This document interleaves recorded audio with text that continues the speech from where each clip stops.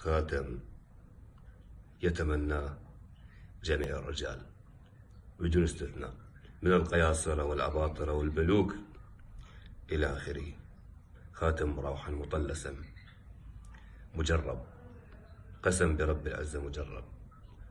ما يجوز مثل هذا الخاتم إطلاقا، للحب والاحترام والطاعة العمياء والسلطة والمهابة والعز والوجاهة والقبول والحنان المطلق، وتسهيل كافة الأمور وحل العقد وفتح الأخفاض وفك النحوسات والعبوسات وتسهيل كافة الأمور بدون استثناء، ولكسب الأموال وللمحبة والرزق والطاعة العمياء وعقد الألسن والسيطرة التامة على جميع المخلوقات بالكامل.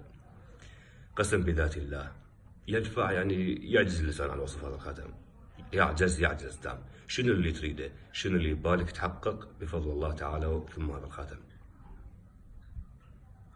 خاتم عجيب غريب، جلت قدرة الخالق، جلت قدرة الخالق لكل شيء. حامل هذا الخاتم يكون مهاب محبوب مطاع، كلمته كالسيف البتار، تطيع جميع الناس. كل من يراه يحبه ويتمناه ويطيعه ولا يطيق الصبر عنه ولا يقدر بدونه إطلاقا.